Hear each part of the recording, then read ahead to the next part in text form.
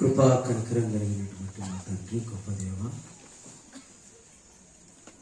ఈ రాత్రికాల సమయంలో నీ ప్రియకుమారుడు మా రక్షకుడు యేసుక్రీస్తు నామములో వందనములు చెల్లిస్తూ ఉంటున్నాము తండ్రి.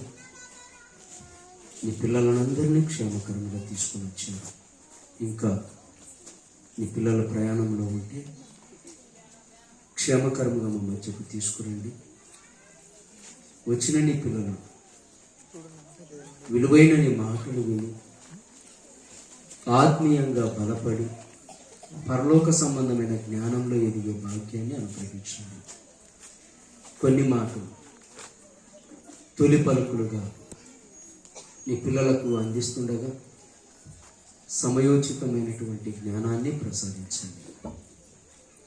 యేసుక్రీస్తు నామమున ఈ ప్రార్థన అడిగి వేడుకుంటున్నాము తండ్రి, ఆమేన్. చేరువచ్చినటువంటి దేవుని పిల్లలకందరికీ మన రక్షకుడు, మన విమోచకుడు యేసుక్రీస్తు నామమున అందరికీ వందనాలు చెల్లిస్తూ ఉంటున్నాను. అలాగే ఈ సభల ముఖ్య వాక్యోపదేశకులు, దైవ సేవకులు వి లూకా గారు, అన్నయ్య గారు, అడిషనల్ డిప్యూటీ డైరెక్టర్ గారికి హృదయపూర్వకమైనటువంటి వందనాలు చెల్లిస్తూ ఉంటున్నాను. అలాగే సిబిటి ప్రొద్దుటూరు ప్రిన్సిపాల్ గారు జి జాకోబ్ గారికి ప్రత్యేకమైనటువంటి వందనాలు. అలాగే సిబిటి ఐత్రంపేటలో సేవ జరిగిస్తున్నటువంటి దైవ సేవకులు మరి ఎస్ బాబు గారికి కూడా నా ప్రత్యేకమైనటువంటి వందనాలు చెల్లిస్తూ ఉంటున్నాను. అలాగే స్థానికంగా దేవుని కార్యక్రమాలలో విరివిగా వాడబడుతున్నటువంటి మరి షామేలు గారికి కూడా నా ప్రత్యేకమైనటువంటి వందనాలు చెల్లిస్తూ ఉంటున్నాను. ప్రియమైన దేవుని పిల్లలారా, నిన్నటి దినము అందరినీ ఆలోచింపజేసే ఉన్నతమైనటువంటి మాటలు నేను విన్నాను. ఈరోజు కూడా మన జీవితాలకు అవసరమైనటువంటి మాటలు ఈరోజు కూడా మనం ఆలోచించుకుందాము. మరి ముఖ్యంగా ఈ స్థలంలో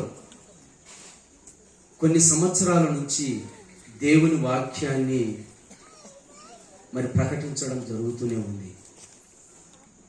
అయితే వింటున్నటువంటి ప్రతి ఒక్కరు కూడా అంచెలంచెలుగా దేవుని వాక్యంలో ఎదగాలి, దేవుని గురించి తెలుసుకొని మనము మన కుటుంబాలు దేవునిలో వర్ధిల్లాలి అన్నదే ఈ సభల ముఖ్య ఉద్దేశం. మరి ఇంతవరకు జాన్ కెనడీ కుమారుడు చక్కని మాటలు మనకు చెప్పారు. అలాగే పిల్లలు, మీ పిల్లలు కూడా దేవుని వాక్యంలో ఎదగాలి అన్నదే దైవ సేవకులముగా మేము ఆశీర్వదిస్తూ ఉంటున్నాం. అందుకే ప్రతి నెల కూడా ఎందుకు ఇక్కడ ఈ కార్యక్రమాలు జరుగుతున్నాయి అంటే నేటి తరానికి పిల్లల భవిష్యత్తు దేవుని వైపు నడిపించడం. ఎందుకంటే ఇప్పటికే సమాజము ఎలా మారిపోయిందో, సమాజం ఏమైపోతుందో న్యూస్ పేపర్లో కానీ అలాగే వార్తా పత్రికలలో కానీ చదువుతున్నప్పుడు సమాజం ఎటుపోతుందో తెలియని పరిస్థితులు ఈరోజు సమాజం ఉంది. అందుకే సమాజాన్ని మార్చాలి. ప్రతి ఒక్కరి హృదయాలలో దేవుని ఉన్నతమైనటువంటి మాటలను నింపాలి. అందుకే ప్రియమైన దేవుని పిల్లలారా, చెప్పబడుతున్న ప్రతి మాట కూడా ప్రతి ఒక్కరి హృదయాలలోకి ఎప్పుడైతే వెళ్ళిపోతుందో అప్పుడే ప్రతి ఒక్కరిలో మార్పు రాగలదు. ప్రతి ఒక్కరిలో బలహీనతలు ఉంటాయి. ఉన్నటువంటి బలహీనతలను మరి పోగొట్టుకోవాలి అంటే ఎక్కడికి రావాలి? సభలకు రావాలి, చర్చికి రావాలి, అలాగే లేఖనాల పరిశోధనలో పాల్గొనాలి. పగలంతా మన పనులు చేసుకుంటున్నాం. రాత్రి అవగానే దేవుని వాక్యము వినాలి. వింటున్నాం, విడిచిపెడుతున్నామే తప్ప దేవుని మాటలు అనగానే ఎంతమంది ముందుగానే పనులన్నీ ముగించుకొని దేవుని మాటలు వినడానికి వస్తున్నారు చెప్పండి. సంఘములో కానీ, బహిరంగ సభలలో కానీ దైవ సేవకులు వచ్చి కూర్చొని ఎదురు చూసేంత వరకు వస్తూనే ఉంటున్నాము అంటే వాక్యము హృదయాలలో నిలబడుతుందా? నిలబడటం లేదు. అందుకే వాక్యానికి ఉన్న బలం ఏంటో తెలుసా? వాక్యము విన్నప్పుడు ఆ వాక్యము లోపలికి వెళ్ళిపోతే ఎలాంటి పరిస్థితులలోకి మనం రావాలో తెలుసా? వాక్యం అనగానే ఆసక్తి, వాక్యం అనగానే ఇష్టం పుట్టాలి. అందుకే వాక్యము ఎక్కడికి వెళ్ళిపోతుంది అంటే పౌలు గారు మాట్లాడుతూ ఒక అద్భుతమైనటువంటి మాట చెప్పాడు. ఆ మాట ఒకసారి చదువుకుందాము. హెబ్రీయులకు రాసిన పత్రిక 4వ అధ్యాయము 12వ వచనము దయచేసి చూద్దాం. హెబ్రీయులకు రాసినటువంటి పత్రిక 4వ అధ్యాయము 12వ వచనం. ఎందుకనగా దేవుని వాక్యము సజీవమై బలము గలదై రెండంచులు గల ఎటువంటి ఖడ్గము కంటెను వాడిగా ఉండి ప్రాణాత్మలను, కీళ్లను, మూలుగులను విభజించునంత మట్టుకు దూరుచు హృదయము యొక్క తలంపులలోకి ఆలోచనలను కూడా శోధించేంత గొప్పగా వెళ్ళిపోతుంది అన్నాడు. చూడండి, అంత గొప్పగా ఏమి చేస్తుందో చెబుతుంది, మనం ఏమైపోతున్నామో చెబుతుంది. వాక్యము విన్న తర్వాత ఏం కలగాలో తెలుసా? ప్రతి ఒక్కరిలో మార్పు కలగాలి. ప్రతి ఒక్కరిలో ఉన్నటువంటి బలహీనతలు పోగొట్టుకోవాలి. ఏమంటే బలహీనతలను పోగొట్టుకుంటామా? ఇంకా ఎక్కువ చేసుకుంటామా? ఇంకా ఎక్కువ చేసుకుంటాం. వాక్యం విన్నాం అనుకోండి, వాక్యం మీద మనసు వెళ్ళిపోదు, వాక్యం వైపు మన ఆలోచనలు వెళ్ళిపోవు. సంఘంలో ఒక అమ్మాయి పాస్టర్ దగ్గరికి వచ్చేసి పాస్టర్ గారు నెక్స్ట్ వారం నుంచి నేను మందిరానికి రాను అన్నదండి. నెక్స్ట్ వారం నుంచి నేను మందిరానికి రాను అనగానే పాస్టర్ గారికి అర్థం కాలేదు. వెంటనే అన్నాడు, కారణం ఏంటమ్మా అన్నాడు. ఆమె అంటుంది, ఏం లేదు పాస్టర్ గారు, మీరు వాక్యం చెప్తుంటే చెల్లు చూసుకునే వాళ్ళు కొందరు, మాట్లాడుకునే వాళ్ళు కొందరు నిద్రపోయే వాళ్ళు కొందరు, ఇలా మందిరంలో కనబడుతున్నారు. నేను రాదలుచుకోలేదు అని ముఖాన్ని చెప్పేసిందని. పర్వాలేదు, ఉన్నట్టు చెప్పేసింది. అప్పుడు పాస్టర్ గారు అన్నారు, ఓకే అమ్మా, సరే నెక్స్ట్ వారం వచ్చి ఒక చిన్న పని చెప్తాను, ఆ పని చేసిన తర్వాత మళ్ళీ నిర్ణయం తీసుకుందు అన్నాడు. ఓకే పాస్టర్ గారు అన్నది. నెక్స్ట్ వారం వచ్చేసింది. పాస్టర్ గారు ఏదో పని చెప్తానన్నారు కదా, అది చెప్పండి అన్నది. ఏం లేదమ్మా, ఒక గ్లాస్ నీళ్లు తీసుకోండి, ఈ చర్చ్ చుట్టూ ఒక 10 సార్లు తిరగండి అమ్మా అన్నాడు. ఓ అదంతేనా? నీళ్లు ఉలిగిపోకుండా, ఒక చుక్క కూడా కింద పడకోకుండా తిరగాలమ్మా అన్నాడు. ఓకే, అంతే కదా. ఓకే పాస్టర్ గారు, నేను తిరుగుతాను. అంతేనండి, ఒక 10 రౌండ్లు చర్చి చుట్టూ తిరిగిన తర్వాత ఆమె వచ్చేసింది పాస్టర్ దగ్గరికి. వచ్చేసి, పాస్టర్ గారు నీళ్లు ఒక చుక్క కూడా పోలేదు, నేను చూడు ఎంత పర్ఫెక్ట్గా మీరు చెప్పిన పనిని నేను నెరవేర్చాను అన్నదండి. అనగానే అప్పుడు పాస్టర్ గారు అంటున్నాడు, ఓకే అమ్మా, చాలా మంచిది, వెరీ గుడ్. ఇప్పుడు చెప్పమ్మా, ఎంతమంది సెల్లులు చూస్తున్నారు మందిరంలో అన్నాడు.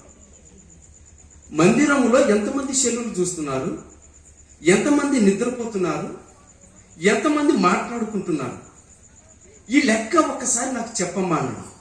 అదేంటి పాస్టర్ గారు, నువ్వు నాకు ఒక పని అప్పగించావు, ఆ పని చేయడానికి నా ఫోకస్ అంతా ఆ గ్లాస్ పైన ఉంది, ఇక నేను పక్కన గురించి ఆలోచించలేదు, అందుకే కదా నాకు ఏం తెలియదు పాస్టర్ గారు అన్నది. అప్పుడు ఆయన అన్నాడు, అలాగే మందిరానికి లేదా సంఘానికి వచ్చే మీరు ఏం చేయాలో తెలుసా? నువ్వేం చేయాలంటే అమ్మా, నీ ఫోకస్, నీ ఆలోచన, నీ చూపు వాక్యం వైపే ఉన్నదనుకోమ్మా, నువ్వు పరలోకానికి వెళ్ళిపోతావు. నీకు పరలోకం వద్దా? వాళ్ళ గురించి నువ్వెందుకు పట్టించుకుంటున్నావు? అంటే అందరి గురించి ఆలోచించి నువ్వు మందిరానికి రాకుండా, నువ్వు పరలోకానికి రాకుండా పోవడానికి సిద్ధమా? అసలు ఏం ఆలోచిస్తున్నారు మీరు? ఒక సభలకు వచ్చిన తర్వాత వ్యవహారం చేయడం అవసరమా చెప్పండి? ఒక మీటింగ్కి వచ్చిన తర్వాత ఎవరి సెల్లులు చూడడం అవసరమా? అలాగే మన చూపు, మన ఫోకస్ ఎక్కడ ఉండాలి అంటే, దైవ సేవకుడు మాట్లాడుతున్న ప్రతి మాట కోసము ఎదురు చూడాలి, ఆలోచించాలి, అర్థం చేసుకోవడానికి ప్రయత్నం చేయాలి. అప్పుడే కదండి మనలో ఉన్న బలహీనతలు పోతాయి. మనలో బలహీనతలు పోవాలి అంటే చెప్పబడుతున్న మాటలు, దేవుని మాటలు, వాక్యము ఎక్కడికి వెళ్ళిపోవాలో చెప్పండి? హృదయంలోకి చొచ్చుకొని వెళ్ళిపోవాలి. అప్పుడే కదా మనలో మార్పు. వింటాం, వెళ్ళిపోతాం, అన్ని వదిలేస్తాం, నార్మల్ గా బ్రతుకుతాం, ఎలా బ్రతుకుతున్నామో అలాగే బ్రతికేస్తుంటాం. అందుకే కదా ఈరోజు క్రైస్తవ్యం అంటే ప్రతి ఒక్కరు ఏలెత్తి చూపుతున్నారు. యేసుక్రీస్తు ఎందుకు వచ్చాడు ఈ లోకానికి? ఏమండి, నిజంగా ఈ రోజు చెప్పబడుతున్నటువంటి ప్రతి మాటను వింటున్న మీరు, ఏమండి, క్రీస్తు ఈ లోకానికి ఎందుకు వచ్చాడో తెలియాలి, మీకు తెలియాలి. చాలా మంది యేసుక్రీస్తు ఎందుకు వచ్చాడు అనగానే 2000 సంవత్సరాల క్రితం పుట్టగానే పండుగ చేసుకోవడం నేర్చుకున్నామే తప్ప క్రీస్తు ఎందుకు వచ్చాడో మర్చిపోయారండి నేటి సమాజం, నేటి క్రైస్తవ్యం. రోగాలు తీయడానికని కొందరు, పిల్లలు లేని వారికి పిల్లలను ఇవ్వడానికి వచ్చాడు యేసుక్రీస్తు అని కొందరు, అవసరాల కోసం యేసుక్రీస్తును నమ్ముకునే వాళ్ళు కొందరు.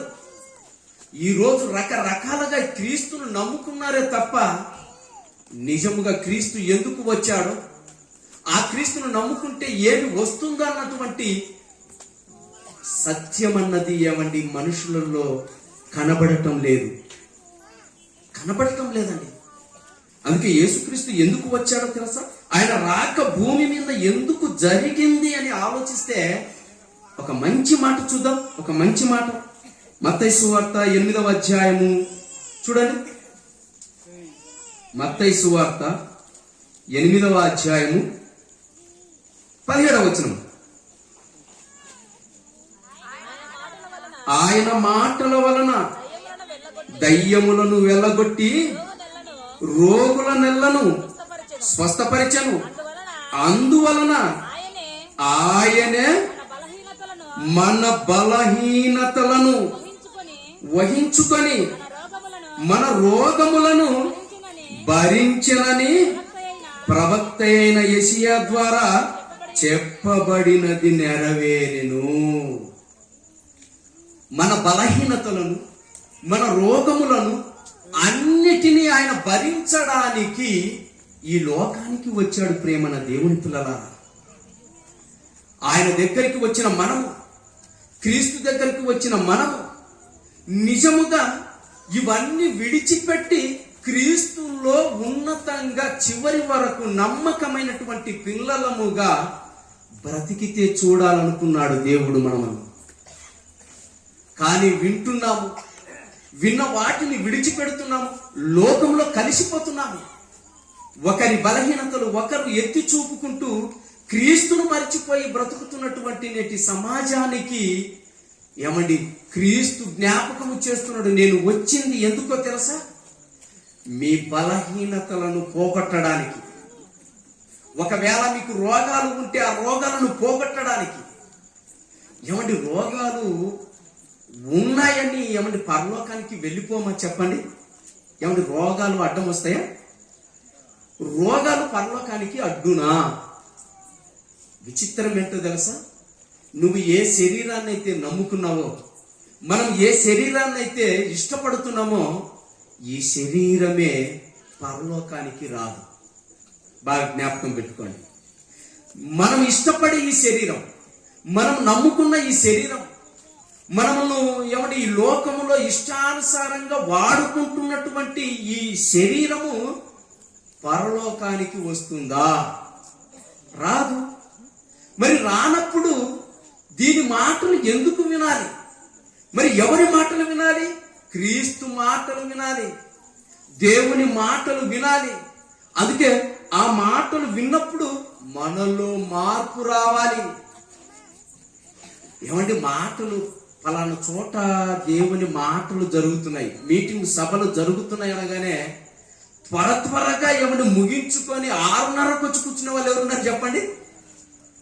6:30కే అలా కూర్చున్నారు అనుకోండి, నిజంగా వారి హృదయంలోకి వాక్యం దూరిపోయిందని అర్థం అండి. లేటుగా వస్తున్నారంటే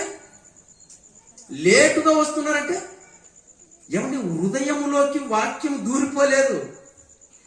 మనల్ని ఏమంటే నిజంగా మనం వాక్యానికి చోటు ఇవ్వటం లేదు. క్రీస్తు వచ్చింది మనల్ని అందరినీ బాగుపరచడానికండి. ఈ సంగతి తెలుసా అంటే నేటి సమాజానికి అర్థం కాకోకుండా పోయింది ప్రేమన దేవుని పిల్లలారా. అందుకే మరొక మాట చూడండి, మరొక మాట. నిజంగా చాలా మంది ఏమనుకుంటున్నారంటే యేసుక్రీస్తు రోగుల కొరకే వచ్చాడు అనుకుంటున్నారు, రోగులను బాగు చేయడమే అనుకుంటున్నారు. ఏమండి నిజంగా ఈ స్థలంలో కూర్చున్నటువంటి మనం అందరం మాత్రం అదృష్టవంతులమే. ఎందుకంటే వాక్యము ఉన్నది ఉన్నట్టుగా చెప్పే దైవ సేవకులు మన మధ్యలో ఉన్నారు కాబట్టి సత్యం ఏందో మనకు అర్థమైపోతుంది. ప్రపంచంలో ఉన్నటువంటి క్రైస్తవుల గురించి చూసామో ఏమండి ఇప్పటికి వాళ్ళ ఆలోచనలలో ఏమున్నాయో తెలుసా? యేసుక్రీస్తు వచ్చింది రోగుల కొరకే అనుకున్నారు. కానీ ఆయన ఎవరి కొరకు వచ్చారు అంటే ఏమండి అందరి కొరకు వచ్చాడు. రోగుల కొరకు వచ్చాడు, ఏమండి పాపుల కొరకు వచ్చాడు, ప్రపంచంలో ఏమండి ప్రతి ఒక్కరి కొరకు వచ్చాడన్న సంగతి చాలా మందికి తెలియదు. అందుకే ఒక మాట చూడండి, 9వ అధ్యాయము 13వ వచనం చూడండి. 13వ వచనం, మత్తయి సువార్త 9వ అధ్యాయం 13వ వచనం. అయితే నేను పాపులను పిలువవచ్చి తిని గాని నీతిమంతులను పిలువరాలేదు అన్నాడు. చూడండి, ఎవరిని పిలవడానికి వచ్చాడు? పాపులను పిలవడానికి వచ్చాడు. అంటే యేసుక్రీస్తు పాపులను పిలవడానికి వచ్చినప్పుడు నీతిమంతుల కోసం కాదా? నీతిమంతుల కోసం కాదంటే నీతిమంతుల కోసం కూడా వచ్చాడు. కానీ నీతిమంతులు చివరి వరకు వాళ్ళ నీతిని కాపాడుకుంటే వాళ్ళు పరలోకానికి వెళ్ళిపోతారు. వాళ్ళతో నో డౌట్, వారి గురించి ఆలోచించాల్సిన అవసరం లేదు. ఇప్పుడు ఎవరిని పిలవాలి? పాపులను పిలవాలి. ఏమంటే పాపుల కోసం వచ్చాడు, వారిని కాపాడడానికి వచ్చాడు. వస్తే మనం ఏమంటామో తెలుసా? ఏమండి చాలా సందర్భాలలో కొందరు మాట్లాడుతూ ఉంటారండి. ఎవరితోనైనా మనం మాట్లాడుతున్నాం అనుకోండి, ఒక సేవకుడిగా ఒక తాగుబోతుతో మాట్లాడుతున్నాం అనుకోండి, మాట్లాడేటప్పుడు ఏమంటారో తెలుసా? అన్నా నువ్వేందన్నా వానితో మాట్లాడుతున్నావు, వాడు తాగి వాడు చెడిపోయాడన్నా, నువ్వు వానితో మాట్లాడడం ఏంటన్నా అంటున్నారండి. ఓకే అని చెప్పేసి ఈతంతో మాట్లాడామనుకోండి, అతను ఇడిచిపెట్టి ఈతంతో మాట్లాడామనుకోండి, ఇప్పుడు ఈ తాగిపోతాయన మాట్లాడుతున్నాడు. మళ్ళీ ఆయన చూస్తాడు, తర్వాత ఆయన కూడా మాట్లాడుతుంటాడు, వాంతో ఎందుకు తిరుగుతావన్నా, వాడు తిరిగిపోతన్నా, వాడు వ్యభిచారన్నా అంటున్నాడు. అంటే భూమి మీద ఎవడు మంచోడు లేడా? అందరూ చెడిపోయారా? అందరూ చెడిపోయారు.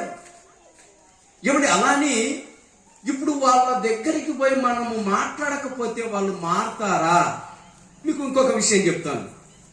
నా చిన్నప్పుడు సేవకులు ఏమండి వీధిలో మీటింగ్లు పెట్టేవాళ్ళు. అంటే మైకులు లేకపోయినా, బాక్సులు లేకపోయినా వీధిలో పెట్టేవాళ్ళు సువార్త కూడికలు. ఆ కూడికలలో నిజంగా ఆయన మాట్లాడుతూ ఏమంటాడో తెలుసా? అమ్మా నువ్వు ఒక్క కేసుకుంటున్నావు, నీకు నరకం అంటాడని. అమ్మా నువ్వు తిరుగుబోతువా, నాయన నువ్వు తాగుతున్నావా అని గట్టి కేకలేసి చెప్తుంటాడు. నిజంగా వాళ్ళు ఆ ఈదిలో ఉన్నారనుకోండి, వచ్చి కూర్చుంటారా చెప్పండి? వచ్చి కూర్చుంటారా? ఎవరి గురించి చెప్పాలి? నువ్వు వాక్యం గురించి, దేవుని గురించి చెప్పాలి. ఏమంటే అందుకేనండి Bible open university India international వారు ఎక్కడ ఒకరి బలహీనతలను ఎత్తి చూపరు. బలహీనతలు ఎత్తి చూపామనుకోండి, ఈ బలహీనతలు ఎత్తి చూపితే వాళ్ళు వచ్చి వాక్యం అంటారా చెప్పండి? విచిత్రం ఏంటంటే అలా కంప్లైంట్ ఇచ్చినటువంటి వారిలో ఒక తాగుబోతుతో ఏమండి 30,000 డబ్బులు పెట్టించి మీటింగ్ చేయించానండి మైదుకులో. నిజం. ఒక మీటింగ్ కాదు, అలాంటి మీటింగ్లు ఎన్నో జరిగించేశాం. చివరికి బాప్తిస్మం కూడా తీసుకున్నాడు. కారణం ఏంటి? అతను చెప్పాడని అతనికి మనం దూరంగా ఉన్నాం అనుకోండి, ఆ పాపి మారుతాడా? ఆ చెడు అలవాటు ఉన్నటువంటి వ్యక్తి మారుతాడా? మారడు. మారాలి అంటే నిజముగా వారితో కలిసి మాట్లాడుతూ దేవుని వాక్యాన్ని చెప్పి దేవుని వైపు నడిపిస్తే వారిలో మార్పు వస్తుంది. అదేనండి యేసుక్రీస్తు మాట్లాడుతున్నాడు. ఏం చెప్తున్నాడో తెలుసా? అయితే నేను పాపులను పిలువవచ్చి తిని గాని. అదే అండి, ఈ వాక్యము చాలా మందికి తెలియదండి. వాళ్ళ పాపలు, వాళ్ళతో మాట్లాడకూడదు. ఏనాయనా వారితో మాట్లాడకపోతే వారికి వాక్యం ఎప్పుడు చెప్తావు? అందుకేనండి వాక్యం చెప్పడానికి ప్రతి ఒక్కరితో మాట్లాడాలి. వాళ్ళ బలహీనతలు ఏంటివో ఏమిటి పదే ఎత్తి చూపి వారిని దేవునికి దూరం చేయకూడదు. మనం మాట్లాడే ప్రతి వాక్యము వారి హృదయములోకి చొచ్చుకుపోవాలి. అప్పుడే కదండి వారిలో మార్పు వచ్చేది. ఏమండి, పాపం చేయని వారు ఎవరున్నారు చెప్పండి? యేసు రక్తం ఏమండి పాపుల కొరక, పరిశుద్ధుల కొరక? ఆయన ఎవరి కొరకు మరణించాడు? పాపుల కొరకు మరణించాడు. అందుకే ప్రారంభంలో మనం చదువుకున్నాం, పాపుల నిమిత్తము ఆయన మరణించాడు. అందుకేనండి ఆయన చేసినటువంటి ఈ త్యాగము నిజముగా మనము తెలుసుకొని మార్పు చెంది ఆయన వద్దకు రావాలి. ప్రేమనే దేవుని పిల్లలారా, మరొక మాట చూడండి. చివరిగా 4వ అధ్యాయం 23వ వచనం చూడండి. యేసుక్రీస్తు బోధ ఎలా ఉంది చూడండి. 4వ అధ్యాయం మత్తయి సువార్త 23వ వచనం. యేసు వారి సమాజ మందిరములలో బోధించుచు దేవుని రాజ్యమును గూర్చిన సువార్తను ప్రకటించుచు ప్రజలలోని ప్రతి వ్యాధిని, రోగమును స్వస్థపరుచుచు. స్వస్థతకు ముందు ఏంటి బాగు చేస్తున్నాడో తెలుసా? ఏం చేస్తున్నాడో తెలుసా? సువార్త ప్రకటిస్తున్నాడు. స్వస్థతకు ముందు సువార్తను ప్రకటిస్తున్నాడు. రోగులను బాగు చేసే ముందు దేవుని మాటలు చెబుతున్నాడు. ఆ మాట చూడండి. దేవుని రాజ్యమును గూర్చిన సువార్తను ప్రకటించాలి. సువార్తను ప్రకటించాలి. పదే వారి పాపాల గురించి మాట్లాడితే వాళ్ళు వచ్చి నీ దగ్గర కూర్చొని వాక్యం వినరు. నువ్వు చెప్పే వాక్యము వినకపోతే ఆ వాక్యము హృదయంలోకి వెళ్ళిపోదు. హృదయంలోకి వెళ్ళిపోతే ఎంతటి పాపి అయినా, ఎంతటి తాగుబోతు అయినా మారుతాడు. ఈ జమ్మలమడుగు ప్రాంతంలో మైకల్ బాబు అన్నటువంటి ఆయన మనకు తెలుసు. ఒకప్పుడు బాంబుల మైకల్ బాబు, అంతేనా? ఆయన ఏమైపోయాడు? అరెస్ట్ అయిపోయాడు వాక్యానికి. అలాంటి వాళ్ళు ఎందరో ఉన్నారు, ప్రపంచంలో ఉన్నారు. అలాంటి వారందరూ మారిపోయారు అంటే ఇక్కడ చేయవలసింది ఏంటో తెలుసా? ఏమండి, వాక్యము చేయాలి, వాక్యం ప్రకటించాలి, బోధ జరగాలి, క్రీస్తు రాజ్యం గురించి, దేవుని రాజ్యము గురించి ప్రకటించాలి. ఏమండి, ఇక్కడ కూర్చున్న మనం అందరం కూడా రోగాలు వచ్చిన బాధ లేదు, కానీ అందరం పరలోకానికి పోవాలని ప్రార్థన చేయండి. ఏమంటే ముందున్న సమయంలో దైవ సేవకులు మాట్లాడతారు అద్భుతమైనటువంటి మాటలు. మనిషికి పోవలసింది రోగమా పాపమా, ఏది పోవాలో పూర్తి క్లారిటీతో ఏమండి దైవ సేవకులు మన మధ్యలో ఉన్నారు కదండి. సుదూర ప్రాంతాల నుంచి ఇక్కడికి వచ్చారు. ఆయన మాట్లాడుతున్న ప్రతి మాటను కూడా మీరు ఆలోచించి మీ హృదయంలో నాటబడేలా విని నేర్చుకొని మీ కుటుంబాలు, మీ ప్రక్కన ఉన్నటువంటి కుటుంబాలను దేవునిలో నడిపించడానికి ఈ వాక్యాలు చాలా అవసరం. ప్రతి మాట కూడా ఆశ్చర్యపరిచే మాటలు ఇవి. అందుకేనండి ఈ మాటలు చెబుతున్నప్పుడల్లా ఏమని ప్రతి ఒక్కరిలో ఏమని తెలియని ఆనందం కలుగుతుంది. అలాంటి మాటలండి 3 అంశాలపైన ఈ ప్రాంతానికి వచ్చాము అంటే సామాన్యమైన అంశాలు కాదు అవి. మొదటి రోజు విన్నాం కదా, హిజ్కియా జీవిత చరిత్ర. ఆయన మార్పు చూడండి. వాళ్ళ తండ్రి చేసినటువంటి కార్యక్రమాలకు ఏమండి కొడుకు చేసినటువంటి అద్భుతమైనటువంటి కార్యక్రమం. మందిర తలుపులు తెరిచాడు. మన పిల్లలు, మన కుటుంబాలు ఏమండి దేవుని మందిరములో దేవుని వాక్యము విని మనలో ఉన్న బలహీనతలను తీసేసి ఏమండి పరలోక సంబంధమైన జ్ఞానానికి మనం వారసులం కావాలి. అలాంటి ఉన్నతమైనటువంటి మాటలు. మనిషికి పోవలసింది రోగమా పాపమా అన్నటువంటి పూర్తి క్లారిటీతో, కొన్ని మాటలే కదండి, మెయిన్ సబ్జెక్టుకు మనం పూర్తి టైం ఇవ్వాలి. మరి ఈ సమయంలో చివరి ప్రార్థన చేసుకొని నేను ప్రార్థన చేసుకొని ఈ మాటలు నేను ముగిస్తాను. చిన్న ప్రార్థన చేసుకుందాం. దయచేసి తలలు వంచండి. దయగలిగిన మా తండ్రి, గొప్ప దేవ, కొన్ని మాటలు నాయన నీ పిల్లలకు ప్రకటించాము నాయన. ఇదిగో తండ్రి, మరి నీ రాజ్యము నిమిత్తము సువార్త ప్రకటించాలి. ఈ సభలను ఇదిగోనైనా మరి నీ పిల్లల మనసులను మార్చడానికి, ఈ ప్రాంతంలో ఇదిగోనైనా అనేక మంది ఇదిగోనైనా పరలోక సంబంధమైన జ్ఞానంలో ఎదగడానికి ఎన్నో వేలతో ఈ 3 రోజుల సభలను నీ ముందుకు తీసుకొచ్చారు నాయన. పిల్లలు, దిగువపట్న కాలనీలో ఉన్నటువంటి పిల్లలు, వారి కష్టార్జితాన్ని మీరు ఫలింప చేయండి. అనేక ఆత్మల రక్షణలో ఇదిగోనైనా ప్రయాసపడుతున్న నీ పిల్లల కుటుంబాలను జ్ఞాపకం చేసుకోనండి.